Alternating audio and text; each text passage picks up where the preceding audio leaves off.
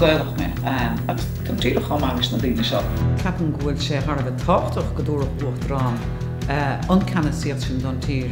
For maithe bás na bhís hartar cethir agus is léir bhí sé sin dachar am sa fás níos.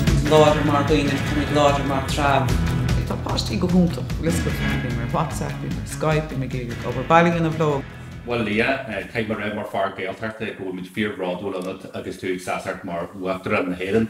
Agus creidim gur tú an chead ar dhéo as a Gaeltacht exasart áf ag an uachtar an. Déhú táhart sin de ti? Well, is storm agéda síos is an ór cuiiche a bheith chuirech an tosig chun bemar uachtarán do bhaint na héan ar fad. Agus go háir mar ban Gaelach agus ban Gaeltachta is mór an óir sin tá manna bhrádúil as muint na Gaeltachta as an takeíochta bhúirt go dom. Agus is storm agus salí mar ban Gaelach ach go háirthe go méidir go bhfuil méid láidir mar bhaine, tá méid láidir mar tráb, tá an cultúr sin in tice oning mar fort do an tír father clí, tá mé geabhais buinte leis an tíreach agus is rud éag na tradiisiúnta ach ag an nám géine is storm go bhfuil méid a bogaráig mar sochaí, go bhfuil méid I géirí rudí ása agus ní réon don in sfear ná ban Gaelach beidir chun éis nicir chun cín agus tá sé go múntaach an céadú riamh bheith seasamh don Gaelan, tá seasamh do cultúr na Gaeltachta agus an áíine mar sóldais Pearse bhí me gánaí rá go chóirgamach an tír fad mar Gaeltacht. Sálim go is na Harba táchtach go dógachtaíine únéireacht ar an tána, go dógachtaíine únéireacht ar an cultúr sin gur tráb Gaelach sin. Agus go chóirga me mis férbródú lasam. Tímint de Gaeltacht an eis, tu go leor oberhaí en go heirí ag adhíartí Johnny agus geirí abíon na Gaelach tíma Joey bhúd stratis fi blian agus na deachart ag tom agus geirí an abíon sin thar grí. Sílim tú go bhachtar an as an Gaeltacht go gorí sin leis an méide a daoine genuir an talú agus gur féidir len abíon na Gaeltacht a bheogan agus abíon an Gaeltacht sin a leithniú máthar fod an tír. Ceapan go sé thar a táchtach go meach an uachtarán a tuairt an gáláidir sin. Má thugam mé go dtí ardán níos mónas an agus níos lehanan as an ó hebh an uachtarántaach de. Salíonn go gura sé an Gaelang chun cín go mór mhór níomháin san Gaeltacht mar hobar na Gaelinge ach níos lehanan as an na carach ar fad nar a eicméid sin forbert mór a thar na Gaelscoilinge. Agus tá sé thar a tácht go dúrach an tuachtarán an canasíocht sin is tócha go dtí an bord agus é chur a gcuoine do ghuioine ghlacha leis agus nónéireach sin a ghlacha ar danga dúchasach.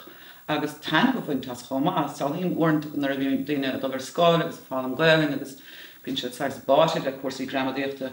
Ní sé maiall ar sin, tá sé maiall an severs don cultúr a thugann an tanga do bhíine agus nach bhrean mod ag go meach uachtarán an go gurach sin chun cín agus an teachtrach láidir sin a chur amach an san chun carúla sin Gaeltacht a bheochanna dhéana bhir.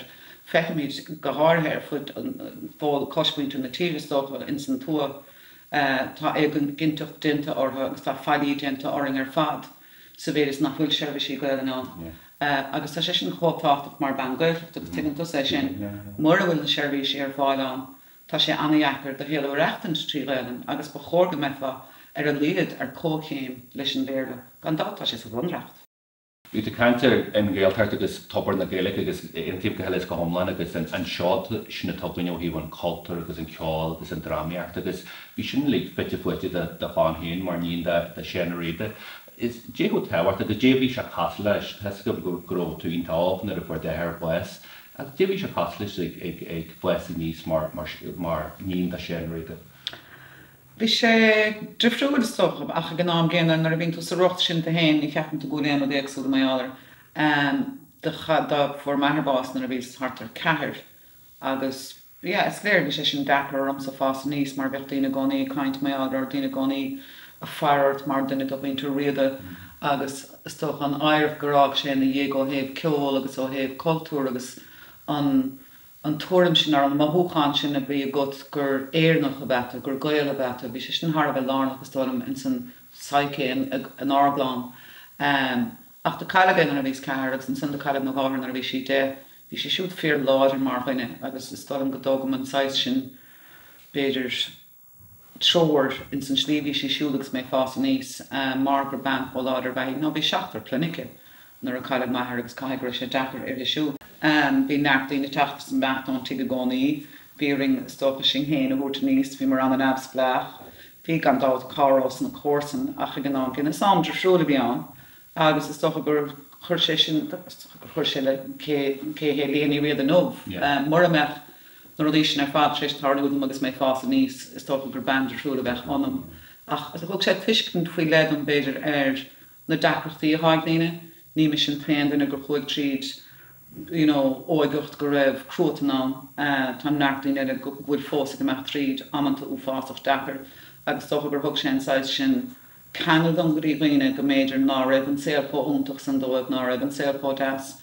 agus tá sé sin táach go dtigfá an strachel a háagnaine agus cinnte de bhar an saola bhí gan tuige mé sin.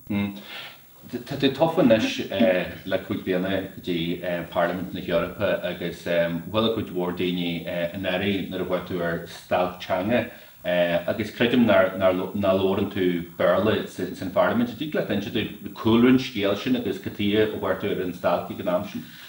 But géile síos búntaach an preba furas an áíir nar a tofah mé mar feisir Parliament na Eorpa mar ní réon taí políochta go rihi sin seachas bheith mar áfa náisiúnta Gaeltacht tá sin féin. So bhí sé go húntaach daiste sé mar héal ban an sciún agus gan dáid mar céilegus an trúr íon sa bhaile níorgus agus an cadhí tarlach an éir a récha man táimín sé stada a hir. So nar vísa má agus nar a táime má sa Parliament bíon cadagum Gaeling a láirt úr sa bhí sé seans an chamber mar a bléimiid go hofigiúil. Tá cosc chuir an Gaeling go chomláin in ngach cliste agus táid a géirí deire chuir sin méú ar an tana mar tá is ofigiúil tugad an tana. So sin ráid a réachma chuir furas náisina ceann Graingar Stagtanga. Mar feiceann gachtain eile gúsáid a chuid tana féin. Francéis, Germánis, Idális, agus bhí srab chóir mé ábhar má hang úsáid. Is ben Gaelach mé, agus tam tíre chomáis na daoine seo. Agus mar sin de bhartíí ar dul Stagtanga agus dúirta sin caihirirdacht an cuiste sa mis leis tá mis chun má hanga dúchas a úsáid. Tá banchan tí le man sá agus astrucháning agus mé a caint. Agus bhíon an fearse a gcónaí a Lord Frankis, agus a chas sé timp chuma méle agus dúirte, but Madame Ní Riada, you speak English, agus dúirt sin leisiúd, and so do you. So the last rag agus the innes mo chuid an Gaeling, agus an sin has sé moch an microphone. Agus dúirte, Madame Ní Riada, you either speak English or you don't speak at all. So that is really faragach. Agus the last rag, a baking an Gaeling, agus the first bud a bas. Ach really an point to be aine bag ná look. Tá mid cóchéim ar Liadh le gachtanga eile, tám dóchasach, tám bródúil, tám misneach go más ardanga.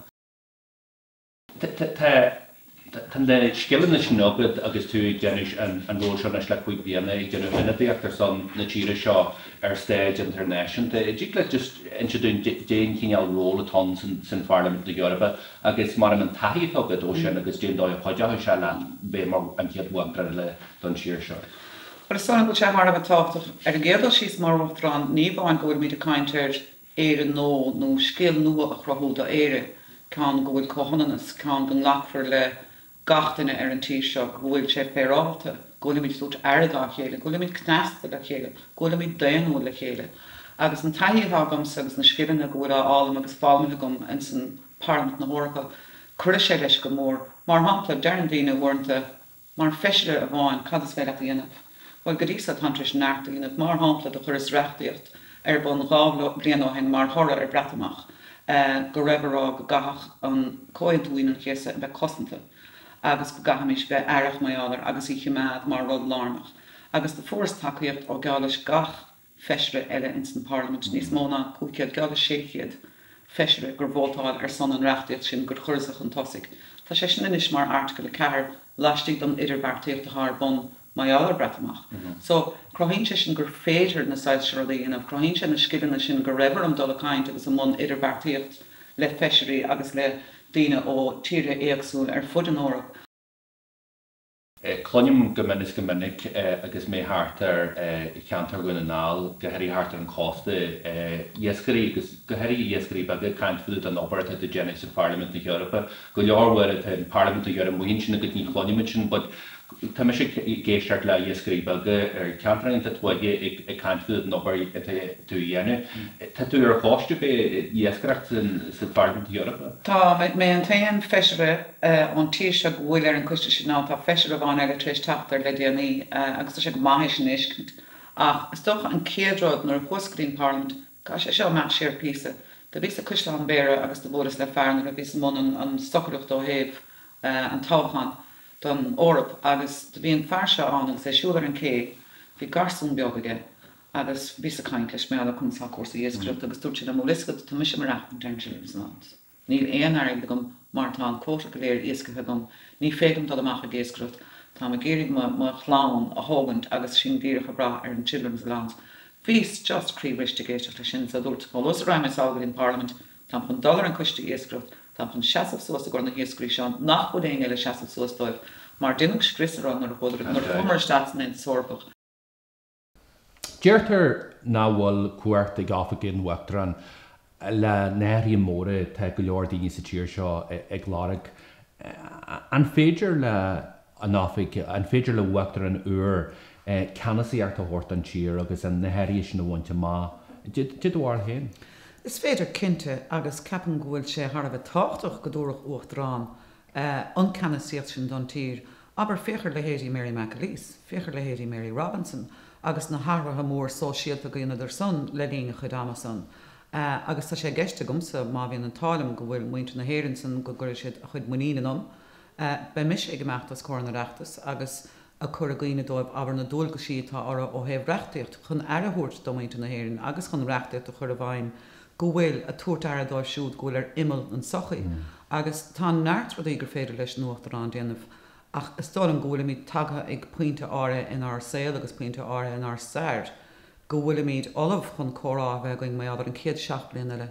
Féchar an 7 bliain déirnach, tá míid tris dulchan cín cuiochéanamh nar a ag an tuairan, repeal the 8, cóhan an is pósta mar hampla. Is léir gur sochaí singe a há a fás an tá mar fad agus go bhfuil míid a garí aber níos mó tuiscinnach dá chéile. Agus inis is dólam sa gur an céadtí spóireacht mór eile a chaige bheith going. Ná mé allar éire aontaithe. Céantáis éire haimiid chun crothú amachchan sá. Agus ní hastam am se go méimiis a caint mé allar seo fa cheán céad bliain eile. Tá an tám tagathe.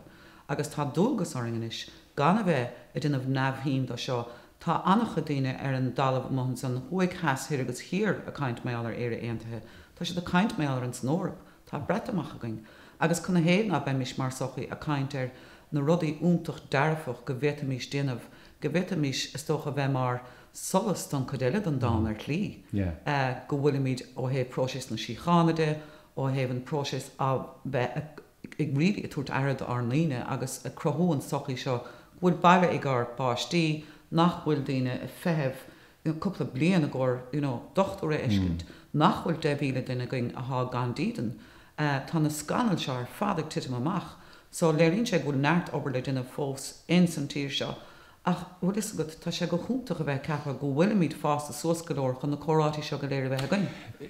Dúirtú go bhfuil leithe mór take ar a síl agus ar a tír le seaartníana nuas ó bhín téhan dearna an agus ó taú Michael D. Higgins mar bhaachtaran ar an tír seo agus an ceart agus is tí muid nethe mór a sóisialta agus nethe mór a economiaachta.